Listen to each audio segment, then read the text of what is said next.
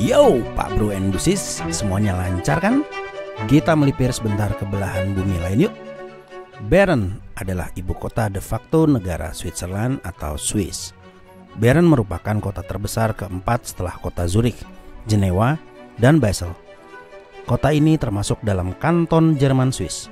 Dengan begitu, di sini penduduknya mayoritas keturunan Jerman, serta bahasa resminya adalah bahasa Jerman. Namun, Swiss Jerman ini berbeda dengan Jerman. Ada teman yang bilang kalau orang Swiss ngerti kalau orang Jerman ngomong, tapi belum tentu kebalikannya. Sebagai kota historis, Bern masuk dalam kategori warisan dunia yang dilindungi oleh UNESCO sejak tahun 1981. Kota yang bersih dan terawat ini banyak terdapat bangunan kuno yang bersejarah, menara gereja, serta taman kota. Lalu ada apa aja sih di sini? Video kali ini gue akan share sedikit tentang gedung parlemen, rumahnya sang jenius Albert Einstein, dan Zitglocke. Ada info-info yang cukup penting, jadi kalian duduk manis aja dan gak perlu di skip, oke? Curia Confederationis Helveticae, mudah-mudahan gak salah baca. Ini adalah gedung parlemen Swiss, didirikan antara tahun 1894 dan 1902. Dirancang oleh orang yang bernama Hans Wilhelm Auer, seorang arsitek dari St. Gallen. 173 perusahaan Swiss terlibat dalam pembangunannya, dan 33 seniman Swiss ditugaskan untuk mendekorasinya. 95% batu yang digunakan digali di Swiss, dan variasi bahan tersebut merupakan simbol keberagaman negara ini. Setiap patung dan lukisan mewakili momen khusus dalam sejarah Swiss. Lalu kita menuju ke Einstein House. Posisi flat atau rumahnya itu ada di pusat kota, salah satu jalan utama di Bern. Pakai G-Maps pasti ketemu. Flatnya ada di lantai 2, Kramgasse nomor 49. Tempat ini disewa oleh Einstein dari tahun 1903 hingga 1905. Sudah direnov juga dengan gaya pada periode itu untuk mencerminkan tahun-tahun penting Einstein di Bern. Flat ini terbuka untuk umum. Jadi kalau dari stasiun kereta Bern atau Bern Bahnhof, kalian bisa jalan kaki aja, sekalian lihat-lihat Kramgasse alias lorong pedagang yang isinya toko-toko macam-macam.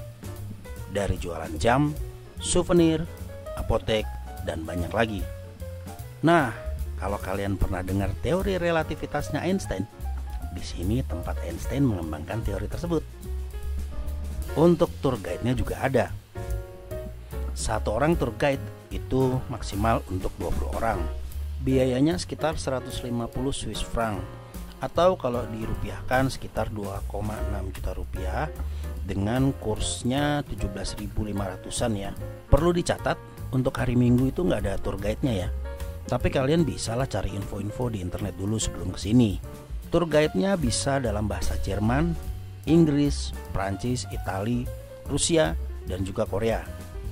Info pentingnya adalah pemesanan tour guide harus dilakukan minimal 15 hari kerja sebelum tanggal tour yang diinginkan.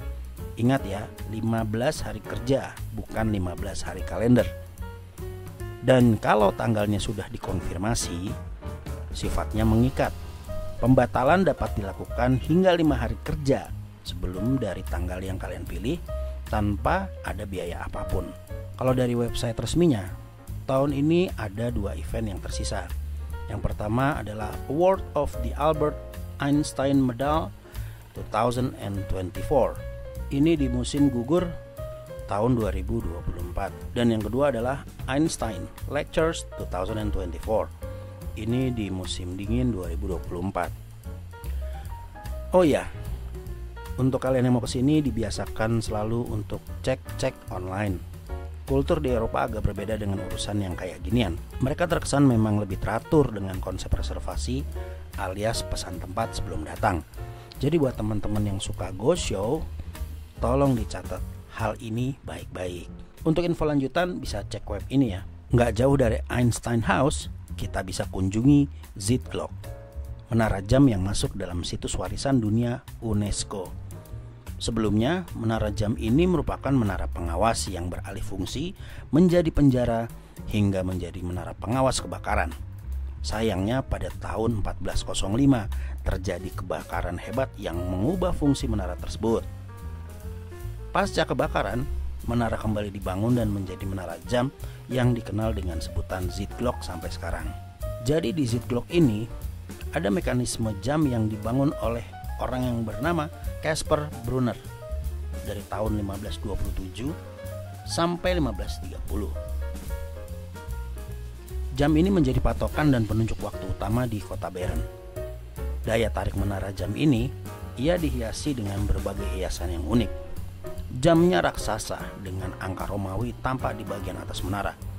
Tepat di bawahnya terdapat lukisan 5 dewa dari mitologi Romawi dan astrolab yang dihiasi lambang zodiak serta aktivitas bulan dan bintang. Di sebelah astrolab tampak patung mekanik berupa kumpulan beruang, pelawak, ayam, singa, dan dewa waktu, Kronos.